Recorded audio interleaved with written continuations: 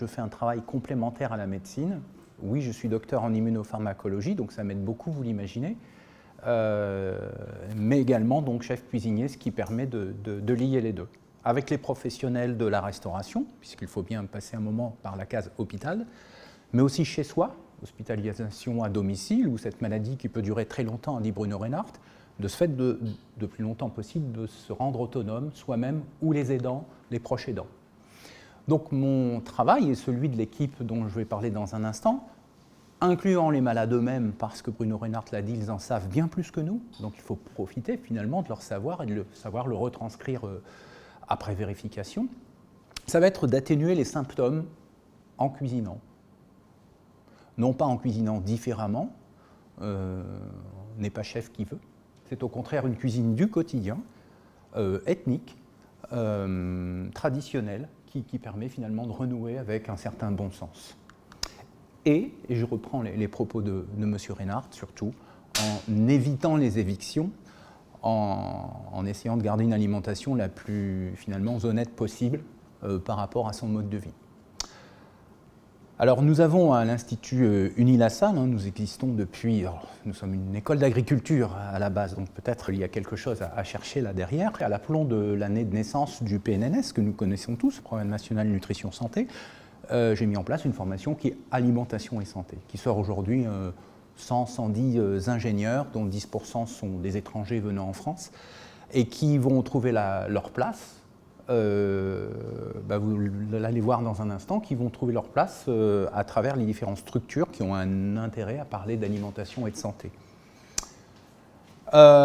S'agissant de... Moi j'ai un parcours INSERM CNRS, donc, et je suis arrivé dans cet institut en 1996, donc j'ai tout fait pour mettre en place ce qui m'avait, il faut bien le dire, passionné, parce que la recherche c'est une passion de pouvoir aider ces personnes ayant un cancer, tout type de cancer, et donc de pouvoir mettre en place dans cette école une aide, qui permette à ces patients de pouvoir donc passer à travers, vous allez voir, à travers, c'est un mot important, cette vie nouvelle. Il y a un avant et un après. Donc en fait, la partie verte renvoie bien évidemment au côté un peu culinaire, aliments, et la partie bleue à la prise en soin médicale. Et ce que j'essaie de faire, c'est de travailler avec des personnes comme M. Reinhardt, justement, à mieux comprendre les choses. Donc en 2010, alors vous voyez, 2001, j'arrive à l'école, mais 9 ans plus tard, en 2010, véritablement, on se donne les moyens financiers de créer une équipe qui permet d'abord de faire quoi? En résumant, une évaluation des attentes des patients. 200 personnes, 197 exactement, avec une belle étude statistique qui permet de montrer que dans tel et tel cas de figure, on est, un chiffre majeur par exemple, chassé de sa cuisine pour 32% de ces 197 personnes, hommes ou femmes. Et quand il s'agit d'une femme, 40 ans, un cancer difficile, c'est pas évident de retourner dans sa cuisine avec les enfants qui veulent manger, le mari qui ne sait peut-être pas faire à manger, et de ce fait, vous imaginez l'impact social.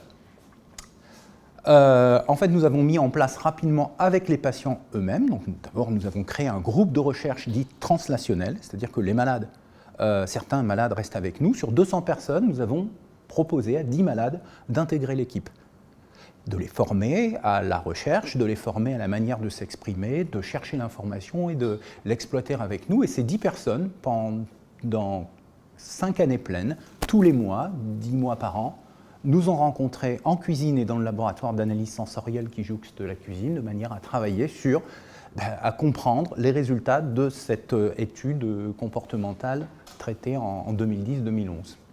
Et donc en fait, il y a une suite derrière d'évidence qui est que, après avoir compris certains éléments, nous en reparlerons après, et nous en dégusterons certains, nous avons mis en place en fait des ateliers d'éducation thérapeutique. C'était la marche supérieure, c'est-à-dire qu'en 2 heures de travail, jusqu'à 3 heures de travail avec ces personnes, plus le repas derrière, parce que vous imaginez que le repas, c'est le team building absolu, c'est l'envie de partager, même si les gens ne se connaissent pas, avec des groupes de 5 à 10 personnes, nous avons mis en place donc des ateliers d'éducation thérapeutique que nous avons transformés. Nous sommes des professionnels de la formation, nous formons des ingénieurs en 5 ans. Nous faisons la formation continue, d'ailleurs même en cancérologie, auprès des professionnels, des diététiciennes, des cadres de santé. Et donc justement, nous avons mis en place une formation de 2 jours dans l'idée de transmettre. transmettre pour que ces personnes puissent s'installer, si ce n'est en libéral, dans un hôpital, dans une association, de pouvoir dire moi je vais pouvoir faire cet atelier. On leur explique très exactement le matériel, le timing, la manière de faire. Et aujourd'hui, peut-être en parlerai-je plus tard, je ne sais plus, en tout cas, cette formation a permis à 15 structures en France, une en Suisse et une en Belgique, de se revendiquer de notre projet. Et notre projet porte le nom de NEO-DIA, Néo-Cancer, DIA, le fameux « à travers » que j'évoquais. C'est-à-dire à travers tout ce parcours qui va durer quelquefois bien longtemps, on le sait, puisque la médecine a fait des avancées telles que l'on peut vivre longtemps avec son cancer, mais malheureusement, on va le voir dans un instant, M. Bruno Reinhardt en a parlé, avec des effets secondaires qui peuvent être majeurs. Les malades nous ont très rapidement demandé d'écrire un livre. Un livre, on sait ce que c'est, ça peut être très éphémère. Nous avons préféré mettre en place, avec leurs conseils, un site internet. Donc un site internet qui s'appelle Vite fait, bien fait, on verra le logo plus tard, bien fait, BENFAITS évidemment, non trouvé par les malades ainsi que NEO-DIA lui-même. En fait, il nous aide véritablement au quotidien dans notre progression de recherche. Ce qui fait que nous sommes reconnus par les structures publiques, privées, scientifiques, professionnelles. J'ai presque envie de vous dire qu'il n'y a pas un médecin, oncologue qui ne connaisse Vite fait, bien fait. NEO-DIA est un petit peu plus discret, ce n'est qu'à lire des publications. Ce qui fait que des structures comme, évidemment, l'Agence régionale de santé, des Hauts-de-France en l'occurrence, nous concernant, l'Association francophone des soins de support en oncologie, nous sommes labellisés PNA, Programme national alimentation, ce n'est pas le PNNS, c'est le ministère de l'Agriculture qui... Et différents prix, finalement, de reconnaissance qui nous ont permis tout simplement de pouvoir être légitimes avec notamment le monde médical. Quelques images pour simplement retranscrire les propos que je viens de vous exposer. En premier lieu, une formation. Alors, on s'est mis en rang là, au garde à vous, mais ce n'est pas du tout comme ça, en fait.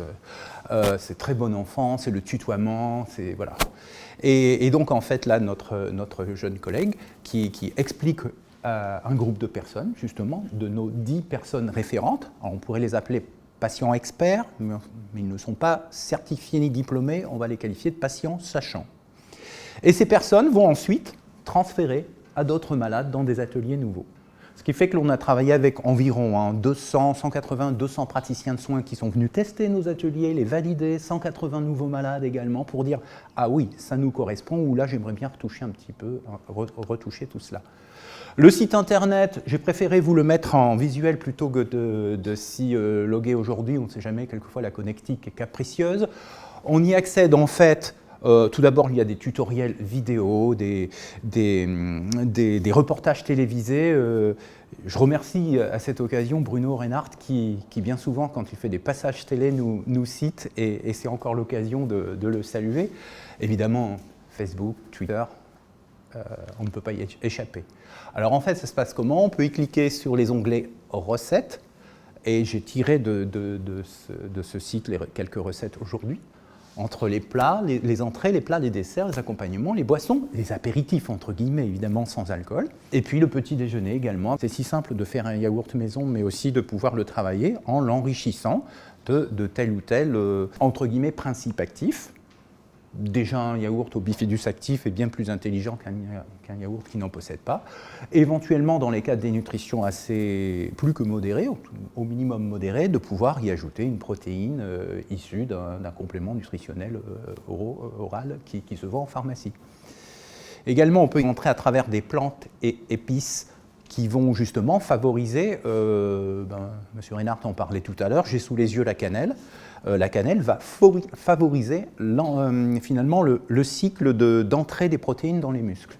Rien ne sert, si je puis dire, de gaver des gens avec des protéines que dans tous les cas, il ne pourra pas manger en termes de volume, mais plutôt une petite quantité, fractionnée éventuellement tout au long de la journée, mais intelligemment proposée avec des trucs et astuces à travers des plantes médicinales et donc connues et référencées comme telles. Nous ne sommes pas des gourous. Nous allons donc visiter évidemment la pharmacopée, visiter le Codex Alimentarius qui nous permet de référencer que le gingembre est un antiémétique qui évite donc, et c'est bien connu, le mal des transports, les périodes de grossesse, évite des vomissements et des nausées. Et nous, de le réutiliser. Également des trucs et astuces culinaires. Comment fractionner, manger chaud, manger tiède, manger froid à un même produit. mais il ne va peut-être pas se comporter de la même manière aussi. Donc il y a des petits trucs et astuces à comprendre. Et une nouvelle fois, Bruno nous disait tout à l'heure que Philippe Pouillard va vous parler. Les malades vous parlent en fait. Moi, je ne suis qu'une boîte aux lettres. Utilisez des choses simples, utilisez même un micro-ondes. Les malades se sont réappropriés le micro-ondes. Il y a encore 10 ans, 15 ans de cela, on disait non, le micro-ondes, pas pour nous, rien. Le micro-ondes est encore tabou. Plus maintenant, et je peux vous dire que pour un malade du cancer, c'est devenu son ami, en l'utilisant bien. Également, donc, nous pouvons rentrer par les effets secondaires. J'ai des nausées aujourd'hui, j'ai grandement envie de manger un poulet rôti. Est-ce que je vais pouvoir le faire? Bien sûr que oui, facilement, sans odeur dans la cuisine, et même il sera cuit légèrement plus vite. Voilà, ce sont des trucs et astuces que soit l'industrie nous apporte, puisqu'en fait on côtoie l'industrie agroalimentaire, ou soit les recettes traditionnelles. Donc notre job, nous, c'est de diffuser des messages validés par la communauté scientifique et médicale. Voilà pourquoi on discute avec plein de gens, et notamment donc, l'Institut Gustave Roussy, avec qui j'ai le plaisir de travailler fréquemment maintenant, depuis plusieurs années, et de répondre, regardez, à ce nuage d'interrogations, cela a été dit tout à l'heure, les produits laitiers, le sucre, les lipides, les glucides, les protéines, le jeûne, les compléments alimentaires, le sucre, ce fameux sucre qui nourrirait la tumeur. Et au final, quand même, j'ai craqué. Oui, j'ai écrit un livre en septembre dernier parce qu'il était temps quand même 10 ans après de pouvoir poser les choses, mais 10 ans après. Alors, on pourrait y rester longtemps, mais les grandes questions sur le jeûne, pourquoi pas s'il est très très très court, mais en fait on sait que très rapidement, jeûner trop longtemps va peut-être pour certains de dire qu'il y aura une perte de poids, sauf que la perte de poids ne sera pas que la masse graisseuse, elle sera malheureusement, ça a été dit, une fonte musculaire également, et la sarcopénie, sur fond de dénutrition déjà engagée à l'annonce, peut concourir en fait à engager le pronostic plus que de mesure. Donc non, le jeûne n'est pas une bonne idée au jour d'aujourd'hui, selon la documentation mise à notre disposition de manière internationale. Il est dit que les facteurs de croissance type IGF-1 pourraient stimuler la tumeur. Ce n'est pas faux, cela a été démontré, sauf que ces facteurs de croissance sont détruits par les UHT, et c'est quand même 95% de notre consommation de produits laitiers, notamment de lait, mais aussi par la fermentation fromagère. Les IGF-1 les plus finalement restants, c'est nous qui les produisons. Ils ne sont pas issus des produits laitiers. Donc, vous voyez, il y a des images comme ça qu'il faut quelquefois recadrer. Bannir les sucres libres ou pas? Donc sucre libre, sucre simple, sucre rapide, voilà. Alors ce sont en fait le sucre de table, pour faire simple, les mono et disaccharides, glucose, fructose, dextrose. Doit-on interdire ou même limiter dans ce cas-là les fruits eux-mêmes qui sont riches ou le miel qui est riche en fructose? Alors en fait, vous le savez bien, dans nos sociétés modernes, nous mangeons trop de sucre, nous mangeons trop de tout finalement, en tout cas par rapport à notre dépense énergétique du quotidien. En fait, oui, le sucre nourrit la tumeur, il nourrit toutes les cellules, mais il ne faut pas oublier une chose, c'est que le sucre nourrit aussi un certain cerveau, un cœur, un système immunitaire et l'intestin qui sont consommateurs de ces substances de base. Le glucose est la substance énergétique de base. Donc en fait, supprimer les sucres, c'est un faux problème, puisque la cellule cancéreuse se nourrira du reste, c'est-à-dire à commencer par les lipides et les protides. Ça a été montré par des chercheurs de Louvain-la-Neuve il y a maintenant 15 ans, qu'in vitro, in vivo chez l'animal de laboratoire, qu'en supprimant les sucres, la cellule trouve toujours un autre chemin. C'est comme le courant électrique, vous savez, il passera partout. Sucre, en tout cas, bannir les sucres libres et régime cétogène, vous le comprendrez bien, il y a un lien fort, puisque en fait, le régime cétogène, c'est zéro sucre, justement. C'est laisser la place à 5% de légumes, fibres vertes à feuilles, 30% de protéines, 65% de graisse. Il faut le tenir, un régime comme ça déjà. Vous savez qu'il est prescrit dans les maladies en fait, psychologiques, psychiatriques, mais très peu de temps, parce que c'est très dur à tenir. Et dans tous les cas, je reviens sur le questionnement qu'il nous faut en tout cas un minimum de sucre rapidement disponible, en plus des autres sucres glucides complexes. On entend beaucoup de choses sur les compléments alimentaires. Je reviens au curcuma qui a été cité tout à l'heure. Curcuma, c'est une grande aventure. C'est pas fini, hein. Il y a plein de gens qui cherchent dessus en ce moment sur des extraits très particuliers de curcuma. En prévention, le curcuma, si je continue sur ce propos, est très intéressant. Mais dès lors que un traitement pharmacologique est mis en place, on oublie le curcuma, donc en cancérologie comme dans d'autres pathologies, puisqu'en fait il interfère avec des systèmes notamment localisés dans le foie, par ici, et dans l'intestin aussi, qui permettent finalement de métaboliser tout ce que l'on ingère, mais aussi un médicament pour en faire des métabolites. Donc attention à cela. Et si d'aventure un complément alimentaire pouvait être intéressant, c'est avec le médecin qu'il faut le voir. En fait, ce n'est pas une auto-prescription. Également, dans toutes ces gélules, comprimés, etc., rangées sous l'appellation complément alimentaire, on peut trouver justement le curcuma, gingembre et autres, qui sont donc bien à la base des herbes aromatiques, des épices. Donc, oui, quand même, à ces herbes aromatiques et épices, mais à dose finalement, comme on va le faire aujourd'hui, réitérée et culinaire, où là, les chercheurs, les médecins et pharmacologues sont d'accord, sans limite, alors qu'effectivement, accéder à du curcuma de haute efficacité, titré en tel et tel agent lui donnant son efficacité, là, ça peut devenir dangereux. Alors, nous, notre leitmotiv, c'est de faire en sorte que, vous connaissez tous, donc justement, on en a parlé tout à l'heure, donc vous le connaissez, interrogation écrite tout à l'heure. La dénutrition qui peut arriver, cette fameuse cachexie cancéreuse qui peut, dans 40% des cas, disait Bruno, s'inviter très tôt dans le parcours, dans la nouvelle vie, c'est de faire en sorte que l'on améliore le pronostic et l'on gagne en chance de pouvoir très tôt essayer de manger correctement et d'avoir une éducation nutritionnelle. Le jour où on réussira ça, effectivement, avec l'aide des diététiciennes, je pense qu'on aura fait progresser la médecine au même titre qu'évidemment la pharmacie le fait. Voilà. En termes d'observance des apports, de meilleure assimilation nutritionnelle, d'ingérer total, manger plus. Et ce qui fait qu'au final, le médicament, en tout cas le traitement, pourra aller jusqu'au bout. Il sera, comme on dit, complété. Parce que bien souvent, il est arrêté avant la fin parce que les effets secondaires sont quelquefois donc désastreux.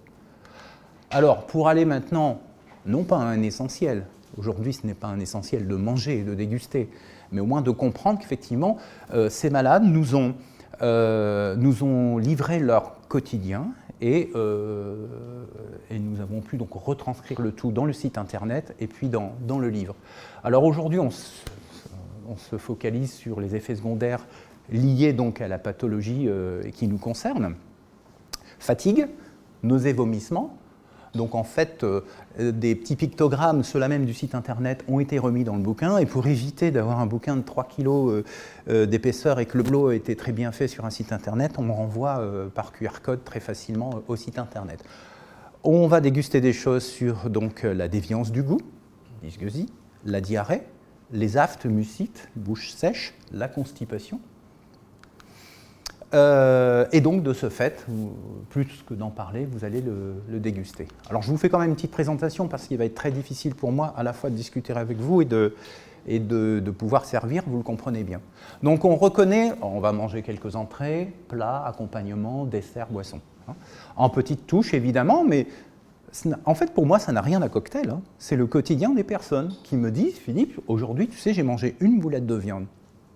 Et le lendemain, je la revois, ou 2 mois plus tard, j'ai mangé 3, 4, on compte le nombre de petites boulettes de viande, même si aujourd'hui on l'a décliné en repas cocktail. Un petit velouté de courgettes à la fleur de sureau, donc il va être intéressant pour les problèmes de bouche, mais aussi de diarrhée. Bon, je vous laisse découvrir les ingrédients. Ils sont également explicités sur les petits panneaux, ce qui fait que si vous avez une aversion, un petit souci, je vous laisse découvrir le contenu. Finalement, c'est une soupe onctueuse. Donc la texture aussi est importante s'il y a des problèmes de dysphagie. Mais bon, là, j'en ai pas tenu compte forcément dans cette recette, mais quoique. Mais également le fait que le sureau est connu pour éviter la diarrhée. Voilà, on en profite. Et vous allez voir, ça nous donne un petit goût intéressant que j'espère que vous apprécierez. Et une salade d'ananas, donc là on est dans la fraîcheur, parce que qui dit mucite, aphte, on recherche de la fraîcheur. Et puis une acidité, mais pas trop. Donc on va utiliser là un petit peu d'oignon rouge, de l'ananas, du basilic, de l'huile d'olive, etc. Donc on aura comme ça une petite verrine d'ananas. En termes de plat, on aura un riz sauvage avec de la mangue, qu'on peut agrémenter de viande si on veut le passer en plat, ou si on veut le laisser en entrée, peu importe. Donc s'il y a des personnes qui parmi vous ne souhaitent pas manger de viande, bon, normalement il y a de quoi pouvoir trouver. Et toutes ces suggestions sur le site internet vite fait bien fait, qui finalement ne possèdent que 110 recettes, c'est pas grand chose, hein, on n'est pas sur des sites dont je passerai le nom qui ont des millions de recettes. L'idée c'est que les gens s'approprient, comme a dit M. Renard, soi-même la recette, et ils changent quelques petites choses en fonction de leur origine ethnique ou d'autres préoccupations. Un saumon au beurre d'ail, mais avec du gingembre. Et donc la sauce, qui est un beurre monté au gingembre, hein, tout simplement, ne va pas être si écœurante que cela. Et on va trouver des choses quand même assez étonnantes, du sucre. Les gens nous invitent à mettre du sucre. J'ai vu dans mon dos des gens rajouter du sucre dans la sauce du saumon, et je dis, qu'est-ce que vous faites là? Parce que, regardez, moi j'ai ce problème, et ça va mieux quand je fais ça. Ok, on va le faire, on va le refaire, on va le tester avec les familles, et puis on valide. Un poulet aux abricots et aux amandes, on va aller dans l'univers du Maghreb, hein, je dirais, pour chercher quelque chose d'onctueux et et puis énergisant. Malgré la cuisson, on va perdre évidemment quelques vitamines, c'est évident, mais le plat est très chargé déjà en protéines, bien sûr, le filet de poulet est très bien pour cela, et donc va permettre quand même de lutter contre la fatigue. Du bœuf haché, de l'emmental, de la sauce soja et du miel, une nouvelle fois, qui va lutter donc pour les problèmes de cognitif également. Généralement, quand la pharmacologie donne un effet secondaire qui va jouer sur les problèmes gustatifs, les gens me disent « non, mais je ne mange plus de viande ». Et je rejoins une nouvelle fois le propos de M. Reinhardt qui dit « mais on peut peut-être quand même proposer de la viande, si peu que ce soit par rapport donc, à l'énergie qu'elle apporte, la vitamine B12 et autres ». Et donc les personnes nous ont rapporté que finalement ils y ajoutaient un peu de emmental ou tout type de gruyère et autres fromages du nord de l'Italie qui permettent tout simplement d'apporter des protéines, pas trop d'acidité, et puis surtout, qui n'a pas mangé japonais à la façon yakitori, de supprimer le goût de ces noyaux héminiques du sang, ce qui fait que on n'a pas du tout le goût de viande, vous le verrez tout à l'heure, on a un goût un goût bizarre qui relève de la cuisine fusion, qui fait que ces gens, qui certains ont des aversions au sel, ne vont pas mettre de soja, d'autres au contraire vont jouer avec le miel, d'autres, donc chacun s'approprie. Donc je vous ai mis une côte mal taillée pour aujourd'hui. Toujours dans les plats, un blanc de poireau avec de la poudre d'amande, qui là aussi l'amande va jouer donc, sur les problèmes intestinaux. Le flanc de carotte, alors la carotte a un effet, quoi qu'on dise, très intéressant sur les problèmes de peau, diarrhée et une nouvelle fois buccaux. Pour passer au dessert, alors tout en petites portions, la plus petite portion, contrairement à cette photo, est au citron vert, donc cette crème au citron vert, lait, caramel, donc quelque chose de très glissant, quoique une petite surcuisson me fait dire le contraire aujourd'hui. Un tiramisu spéculoos, c'est un tiramisu, votre tiramisu, vous y mettez une crème avec des fruits dessous, quelque chose qui va donner envie, je l'espère, et puis dessous, pour aller très vite, hein, vite fait, bien fait, de broyer un biscuit, l'éternel spéculoos, qui est sympa, avec une eau de fleur d'oranger, et antiémétique, fatigue, constipation et problème de bouche, voilà, référencé par la littérature. Smoothie au ginseng et à la roquette, et même s'il clôt ce diaporama, la pina colada, on va plutôt l'imaginer en apéritif, si vous le voulez bien, pour que justement les malades participent avec leur famille à un apéritif, le leur. Et qui a, comme on le voit, donc au-delà de la fraîcheur, antiémétisant, fatigue, une nouvelle fois, donc pas mal d'effets cumulés. Tout au long du repas, un petit pétillant de l'été avec du citron, de l'orange, du sucre, une nouvelle fois. Alors, c'est sucre rapadura, hein, hop, ça vient ici. Alors pourquoi le rapadura, qu'on appelle, en fait, il y a plusieurs noms derrière, ça peut être mascobado, c'est la même chose, c'est que simplement il y a 50% de sucre et 50% de matière organique. Il n'y a pas que du sucre. Et il est très goûteux, alors il donne une couleur sombre par contre, c'est un peu la vergeoise aussi, hein, c'est la même chose. Et donc, ça peut être très intéressant. Et de l'eau gazeuse. Alors ne vous étonnez pas, l'eau gazeuse sera soutirée du robinet parce qu'on a la chance d'avoir une eau gazeuse directe venant du réseau. Écoutez, merci de votre attention. J'espère avoir été clair et complémentaire aux interventions précédentes.